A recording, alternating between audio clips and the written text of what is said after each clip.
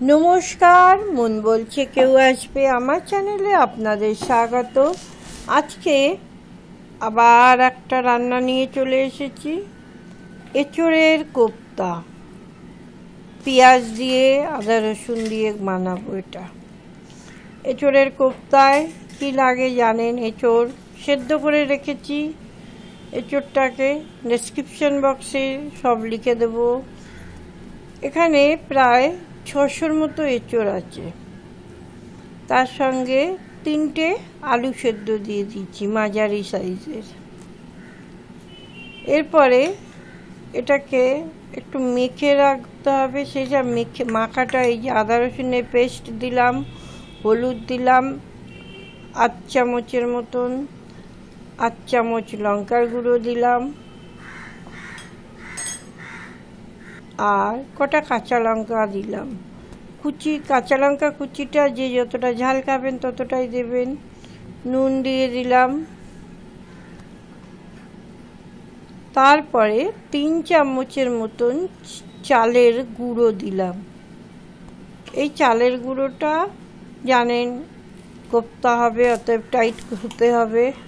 3 চামচের মতো চালের গুঁড়ো দিলাম, আর দিয়ে দেব বেসন। বেসন কোপ্তা চপের মতো ভাজা হবে। 3 চামচের মতন বেসন দিলাম 3 চামচের মতো বেসন। এটা আদা রসুন দিয়ে বলে খেতে কিন্তু বেশ টেস্ট হয়। আমরা তো এঁচোড় নানাভাবেই খাই। একটু মাখতে হবে। মাখাটা একটু টাইট হবে। যদি টাইট না হয় তাহলে আবার চালের গুঁড়ো দেবো, কিন্তু আমার দিতে লাগবে না, কারণ এটা যথেষ্ট টাইট হয়েছে। এবারে এটাকে আস্তে আস্তে গোল গোল লেচির মতো করব। কোপ্তা হবে, গোল গোল লেচি করতে হবে। তার জন্য আলাদা প্লেট নিয়ে নিলাম। এবারে লেচিগুলো করে আপনাদের কাছে রাখি। এই একটা নিজে হাতে করেছি প্রথমে। এরকমভাবে সব কটা করে নেব। বেশ বড় বড়ই হয়েছিল। এঁচোড়ের কোপ্তা নানাভাবে বানানো যায়। কেউ প্লেনভাবেও বানায়, কেউ আদা দিয়ে বানায় শুধু। আমি কিন্তু এটা আদা রসুন দিয়ে বানিয়েছি। কড়াইয়ে তেল নিয়ে নিয়েছি, ছেড়ে দিচ্ছি একটা একটা করে।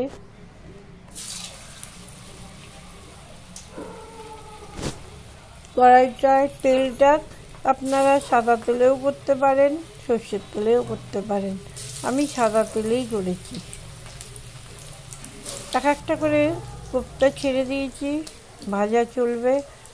তার মধ্যে বলে নিই, আমি এই যে রান্নাগুলো দেখাই, মাঝে মাঝে রান্না দেখাই, মাঝে মাঝে আমার ব্লগ ভিডিও দেখাই। এইভাবেই চলছি। আপনারা পাশে থাকবেন আশা করব, কারণ আপনারাই হচ্ছেন আমাকে এগিয়ে নিয়ে যাওয়ার জন্য।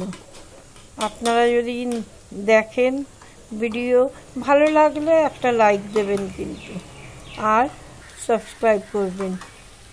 একটা মজার কথা বলি, আজকাল মাঝে মাঝে দেখি কি একটা করে আনসাবস্ক্রাইব হয়ে যায়।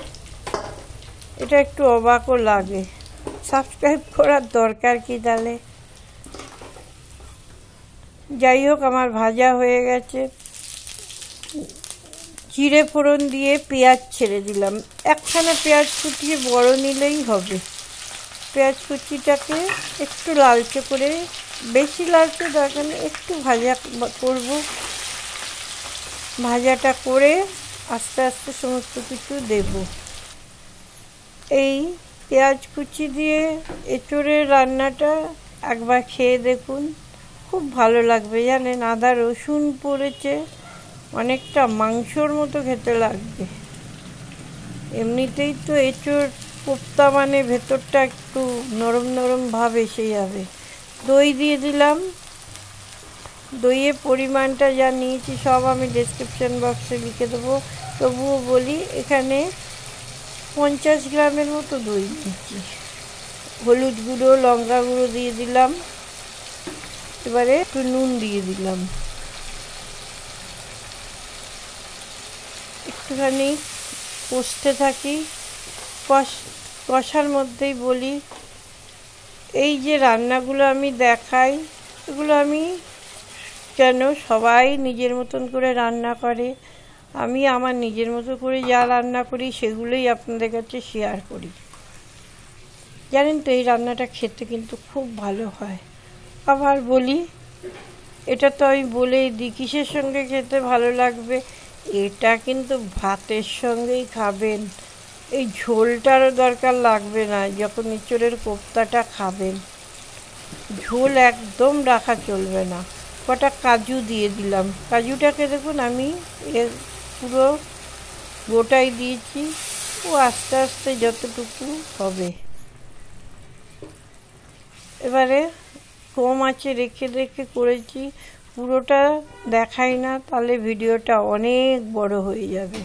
আমি আঁচের জিনিসগুলো সমস্ত কিছু এডিট করে দিই, এডিট করে কেটে দিই। হয়ে গেল, এবারে দিয়ে দিলাম 1 চামচ চিনি।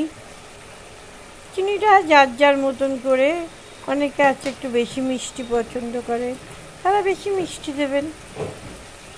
আর দিয়ে দিলাম প্রায় 1 চামচের থেকে 8 চামচের থেকে একটু বেশি গরম মশলা গুঁড়ো। মোটামুটি এঁচোড় রান্না শেষ, কিন্তু এবারে আসল জিনিসটা পড়লো, হ্যাঁ, ঘি। রান্না নিরামিষ আমিষ যাই হোক, ঘি দিলে পরে টেস্টটা অন্য মাত্রায় নিয়ে যায়। এবারে কোপ্তাগুলো একটু একটু করে ছেড়ে দিচ্ছি, সমস্ত কিছু কোপ্তা দেওয়ার পরে না বেশিক্ষণ রাখবেন না, তার কারণ যদি একবার ভেঙে যায় তাহলে আর খেতে অতটা ভালো লাগবে না। এঁচোড়ের কোপ্তা হয়ে গেল, খেতে কিন্তু বেশ ভালো হয়, একবার বানিয়ে দেখুন না। ভালো থাকবেন, সকলকে ভালো রাখার চেষ্টা করবেন। আজকের মতো টাটা।